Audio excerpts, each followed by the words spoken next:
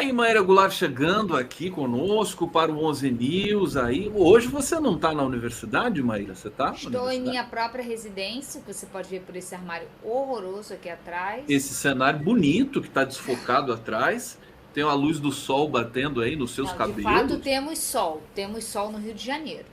Isso está bom, Voltou, isso o está bonito. inverno vai voltar amanhã. O Eu não que que sei vai como voltar está em amanhã? São Paulo. O inferno climático. A gente teve condições climáticas muito agressivas nos últimos dias. Melhorou no domingo, no sábado à noite e no domingo. Mas foi muito. A Você gente passou passou por muito um calor aí? apocalipse climático. Eu passei o maior calor da minha vida. Que loucura, né? Muita gente ficou mal, né? E eu não é Você... uma percepção puramente individual. Pelo que eu entendi, a sensação térmica ela só começou a ser mensurada em 14, né? E desde então foi a maior percepção de sensação térmica no Rio de Janeiro. Eu Chegou vi a que chegou a 58. bater 60 e alguma coisa, né? Uma coisa inacreditável. Você não foi no show da Taylor Swift, não, né? Não, eu ia na sexta-feira ver o La Traviata. E não fui porque eu fiquei com medo dos meus cachorros morrerem no calor. Que os bichinhos também sofreram muito, né? Demais. Ontem a gente recebeu o informe da cidade que bateu recorde no Vale do Jequitinhonha, Minas Gerais. Não me lembro o nome da cidade, chegou a 44,7 graus. Imagina a sensação térmica. Bom, tempo quente também na Argentina, Maíra Goulart. Eu sei que se acompanha ali todo esse processo. Acabou que o Milei venceu com uma vantagem poderosa, né? Que as pessoas estavam dizendo, tá empatado, nem as pesquisas conseguiram captar esse crescimento. Vamos começar do início, né? Porque eu não conversei Eu vou com você começar ainda. com esse gancho aí, seu. Começa, Esse por gancho favor. é ótimo. Por quê? Porque ele chama atenção para algo que nós não podemos perder de vista, que é o fato de que a academia, a ciência, a mídia não compreendeu ainda o que aconteceu com a ascensão da extrema-direita. A gente ainda não foi capaz de entender, de mensurar. Nós que trabalhamos nos institutos de pesquisa e opinião, né? Nós que trabalhamos na mídia, a gente ainda não conseguiu criar ferramentas para lidar com esse fenômeno novo. Então a gente nem sabe os conceitos que a gente tem que usar para chamar. A gente usa extrema-direita, às vezes tem gente que usa neofascismo, tem gente que usa neoautoritarismo. Eles se chamam de libertários, usam muito o Anarcocapitalismo. usam muito o vocábulo e o imaginário da ideia de liberdade, mesmo sendo autoritários, né? Tem esse binômio. Então, o que me chama atenção com essa questão da discrepância entre as pesquisas e o resultado da eleição é que é um alerta, né? Serve para lembrar a gente que nós não estamos entendendo nada ainda. Mesmo no meu caso, que me dedico a estudar a extrema-direita, é reconhecer, fazer uma se lembrar dos próprios limites, né? É um fenômeno muito recente. E ciência não se faz assim de um dia para a noite, né? Ciência, você demonstrar conexões causais, criar métodos de mensuração, é algo lento. Maíra, o que você achou da reação dos brasileiros? Evidentemente, os brasileiros conectados, que publicam, que estão no Twitter e tudo mais, que é um segmento específico, com a vitória do Milei, aliás, os brasileiros progressistas que, por exemplo, as imagens da Mafalda que foram divulgadas. Opa, saúde, viu? Perdão. A Mafalda, caiu até o fone, né? Foram divulgadas a Mafalda triste e tudo mais. Também o fato de muitos internautas de esquerda no Brasil criticarem o gestual do Milei, né? Ficarem muito nessa questão corporal, vamos dizer assim, e acaba que o discurso dele mesmo não é muito comentado. A esquerda está ficando chata? O que é isso? Quer dizer, não tolera também? Porque eu acho que assim, não é isso que a gente tem que criticar, né? Ou não? Eu tenho dificuldade para responder de modo muito binário, né? Ah, Porque não. o que eu acho que há nessa atenção que não só a esquerda, né, o campo progressista, os intelectuais estão dando para gestual, para estética, tem a ver com um elemento intrínseco dessa extrema-direita, que é o fato deles mobilizarem muito mais sentimentos do que argumentos racionais concatenados. Em termos de proposta de política pública, a adesão às propostas é menor do que a adesão a uma imagem de raiva, de protesto, de ressentimento, de desconforto. Então tem essa dimensão mais acentuada da crítica aos parâmetros da democracia liberal, né, da racionalidade liberal que instruíam a política e a sua análise até então.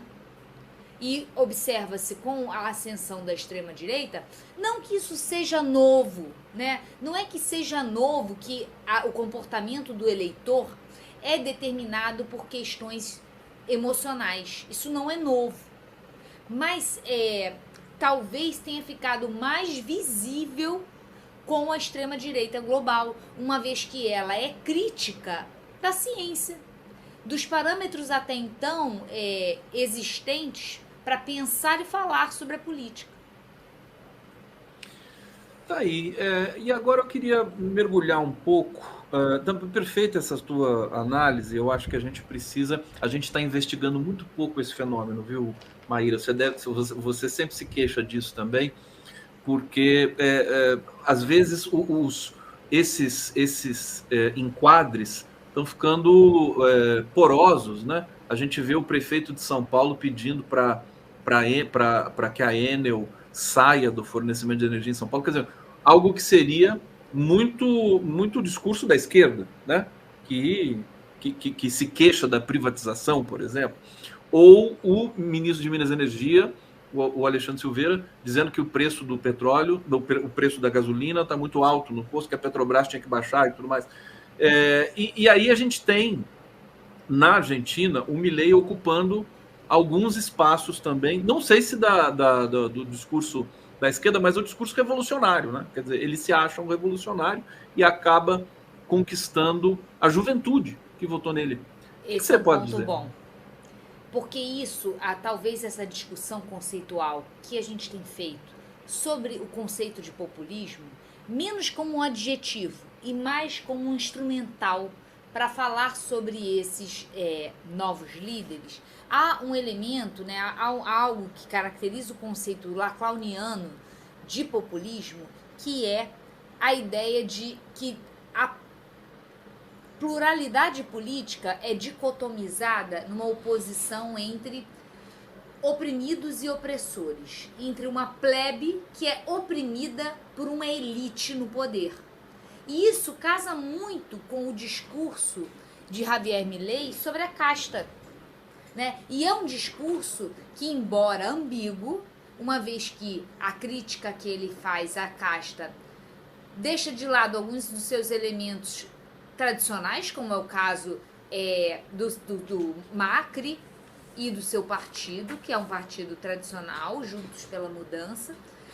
Eles são poupados dessa crítica que é feita à casta, mas essa ideia de mobilizar um imaginário de opressores contra oprimidos e colocar uma ideia de elite no campo dos opressores é uma estrutura que caracteriza o populismo e que pode gerar essa ambiguidade ideológica que você está colocando. Não é que ele faça um discurso de esquerda, é que ele usa esse discurso populista de colocar no inimigo a pecha de elite opressora.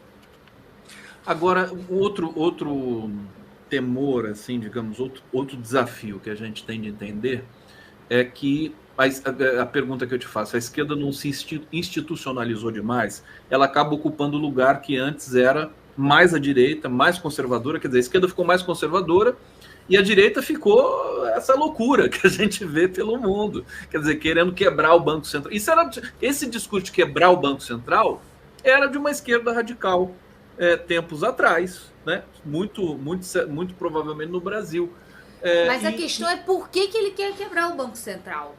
E por que a esquerda quereria quebrar o Banco Central? A esquerda, quando fala algo sobre o Banco Central, é que ele não cumpre as suas funções de redistribuição de renda. É que a política monetária que ele defende concentra a renda, uma vez que fica muito focada em parâmetros que visam a rentabilidade dos investimentos e que não falam sobre crescimento e distribuição de renda. Quando o Milei fala que quer acabar com o Banco Central, é o contrário. Ele quer acabar com uma instância de regulação que, de alguma maneira, impede, né, ou pelo menos reduz, que o livre mercado, a mera interação dos interesses no mercado, seja o que exista, né, o que existe em termos de gerência da distribuição de recursos. O que eu estou querendo dizer? Ele não está falando sobre o Banco Central e criticando porque ele não está planejando direito. O que os libertários, né, esse libertarianismo radical defende é o fim das instâncias planejadoras, porque defendem em termos de cosmologia, né, de visão sobre o ser, que o livre interesse, a livre ação, a ação espontânea dos interesses é suficiente para gerar uma distribuição justa, embora desigual. A ideia de desigualdade não essa é uma diferença central para a esquerda e direita. Enquanto a esquerda vê na desigualdade uma contradição ao princípio de justiça, a direita não. Ela acredita que essa desigualdade pode ser justa, uma vez que corresponde a uma distribuição de mérito, por exemplo. Olha só, ou seja, não está nada fácil. Vamos trazer a questão do que o Milei vai enfrentar ali. Já tem analistas dizendo, não vai durar, e tem gente dizendo assim, não se enganem, Milei vai ficar os 4 anos e se bobear vai se reeleger. Eu queria que você visse um pouco nesses termos, quer dizer, porque a Argentina está uma catástrofe, né? Economicamente, socialmente, não está que nem o Brasil estava, por exemplo, quando o Bolsonaro chegou na presidência. Tendo isso em vista, como é que você acha que vai ser, o que o Milei vai poder fazer, quer dizer, ele vai poder executar todo o discurso que ele fez durante a campanha? Excelente. Vamos separar em 2 planos, né? O plano das instituições, das elites políticas e o plano da cidadania. No que se refere ao plano das elites políticas e das instituições, né? Legisladores, outros governadores, outras lideranças políticas na Argentina, eu acho que vai haver, sim, um certo adornamento da direita tradicional com essa nova direita, extrema direita, como aconteceu no Brasil, né? A direita, as divisões da direita, elas são muito menos fratricidas do que as divisões na esquerda, no campo da esquerda, né? A direita se une muito rapidamente, uma vez que ela tem mais nitidez sobre seus objetivos, que dizem respeito à rentabilidade dos investimentos econômicos. Então, eu acho que o fato do partido de Macri ter conquistado um número significativo das cadeiras do Legislativo vai oferecer para o partido do Milei a possibilidade de, embora minoritário, formar uma coalizão de governo. Isso é o plano das elites. Agora, ou seja, no plano das elites, a dificuldade não é tão maior do que a que Jair Bolsonaro encontrou aqui no Brasil, em que houve essa confluência de extrema-direita com direita tradicional, e ele conseguiu vetar processos de impeachment, passar sua agenda, a sua microagenda, né? Vamos lá. Agora, no plano da cidadania, da demanda dos cidadãos, a questão é bem diferente. A realidade argentina é muito diferente da brasileira. Não só porque eles estão mais inflamados por um processo de crise, muito menos por conta desse elemento conjuntural do que por um elemento estrutural, que é o fato deles terem uma cidadania muito mais ativa, militante, vigorosa e organizada do que a nossa. Eles têm uma tradição de protesto.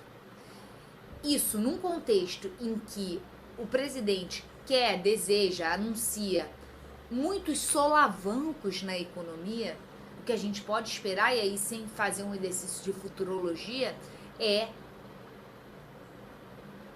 um horizonte conturbado em termos de protestos, em termos de convulsão social. É isso, né? Quer dizer, o Milei vai, depois da festa, né, de tirar o aspas peronista, que nem era peronista direito, o Massa não era o protótipo de um peronista, né? Vamos combinar isso.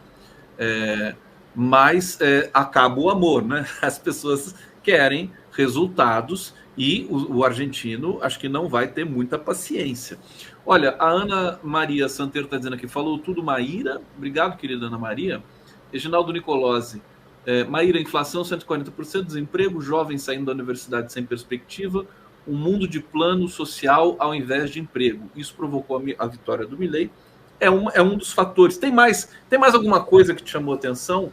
Assim, uma coisa que a gente conversou, acho que semana passada, ou antes ainda, é que no debate o Massa, enfim, ele ficou ali impávido, né? Você falou tudo, e o Milei muito fragilizado, né? Quase que foi humilhado pelo Massa. Mas isso não resultou em absolutamente nada. Por quê, Maíra? Adorei que você usou esse termo humilhado. Eu tenho um artigo que eu publiquei sobre o Bolsonaro, antigo até, em 2021, e que o título do artigo é Os humilhados serão exaltados. Por quê?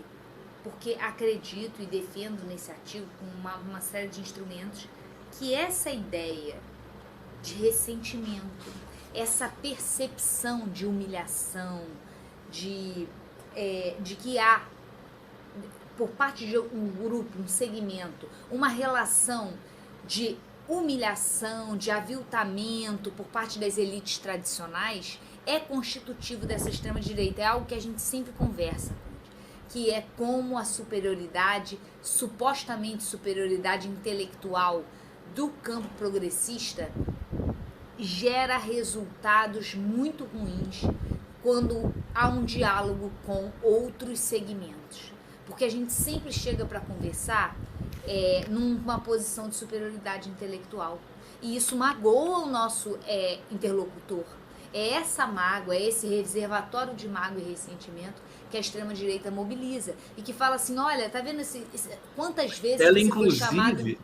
Desculpa te interromper, mas inclusive usa isso como método, né? Ela quer ser humilhada. Ela ganha espaço com isso, né?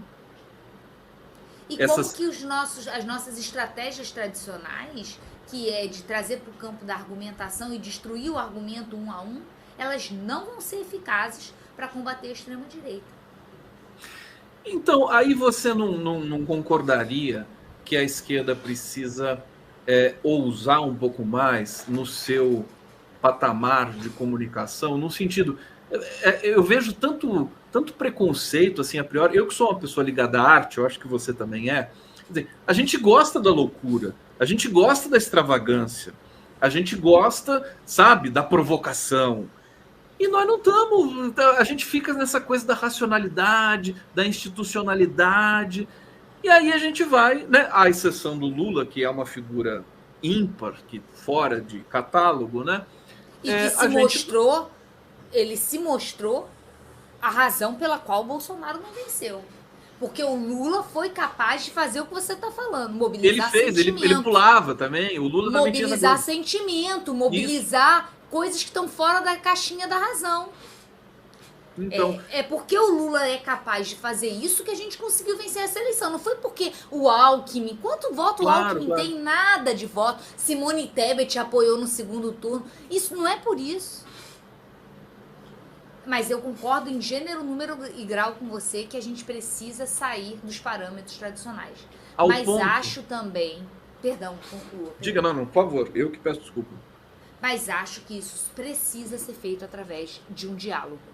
A gente precisa parar de achar que nós temos que falar isso, falar aquilo, fazer isso, fazer aquilo. A gente tem que ouvir essas pessoas. A gente não quer ouvir.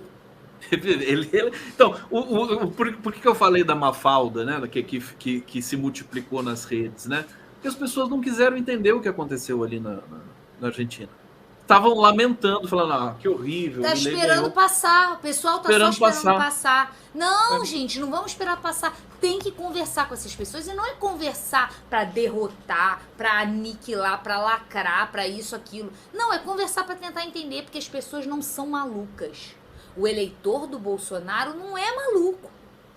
O negacionista científico não é maluco. Há algo ali que a gente precisa ouvir. Que faz sentido. Que faz sentido, a gente não vai entender, nem ser capaz de conversar, porque para conversar, você sabe isso muito mais do que eu, que você é um analista do discurso, conversar é se aproximar do outro. Ouvir é se aproximar. Claro. E nós não estamos fazendo isso, de modo algum. Não aprendemos. Esse contraste, a esquerda se acha mais inteligente, acha correta, acha que está do lado certo da história, tudo bem, a gente pode até achar isso, né? Mas na hora de abrir esse debate, a gente não pode ficar nesse patamar, inclusive porque é disso que a direita nos acusa o tempo todo. Prepotência, arrogância. Os nossos sentimentos, a gente precisa trabalhar um pouco os nossos sentimentos também. Porque toda vez que a gente conversa com alguém, por exemplo, que nega o conceito de direitos humanos, vou falar algo que é nuclear para o campo progressista. Como é que a humanidade faz uma transição para o mundo moderno? A partir da ideia de direitos humanos, que é ignorada, criticada por um grupo muito numeroso da população global. Só nós, na nossa bolha, acreditamos que os homens são igualmente livres. Toda vez que a gente conversa com alguém que nega esse princípio, a gente fica irritado, a gente fala, então não dá pra conversar. É isso, as pessoas negam, a modernidade não chegou e aniquilou quem pensava diferente. Ela convenceu um pequeno grupo, que sim, é um grupo formador de opinião, que sim, controla os veículos de formação de opinião de alguma maneira. Mas ficou de lado uma população muito grande que ficou invisível. E agora eles estão ganhando visibilidade. Maíra, semana que vem eu vou querer conversar com você sobre a austeridade fiscal do Haddad. Porque eu acho que esse é um ponto bom para a gente trabalhar e recompreender, para dizer assim, a linguagem que setores, né, progressistas que querem combater a desigualdade precisam adotar, para que a gente não fique estagnado e para que a gente sofra mais derrotas, né? A gente ganhou essa última eleição, Lula, tudo mais, digamos, a gente celebra isso, mas a gente percebe que a situação não é trivial, né? A gente vai ter... Olha, esse ponto é excelente, porque a gente conversa muito sobre o campo sindical, né? E como que o conflito na universidade acaba gerando uma posição, o conflito da universidade que está sem dinheiro, que está sem recurso, que está empobrecida, acaba gerando uma crítica muito forte ao governo, né? A gente esperava mais desse governo, mais repasse para a universidade. E o que eu tenho falado nesse sentido é o seguinte, olha, você esperou errado desse governo. O que esse governo está deixando para a gente é a possibilidade de derrotar a extrema-direita. É esse o legado, é isso que a gente deve esperar desse governo. E a gente tem que ficar com a bunda na parede, e é isso mesmo, porque a extrema-direita tá logo aqui, tá aqui do lado, e vai voltar a qualquer momento em que a gente... Ou seja, você está dizendo que é mais importante preparar e governar para evitar a volta da direita do que para estabilizar o Brasil fiscalmente. É isso que você está falando, né?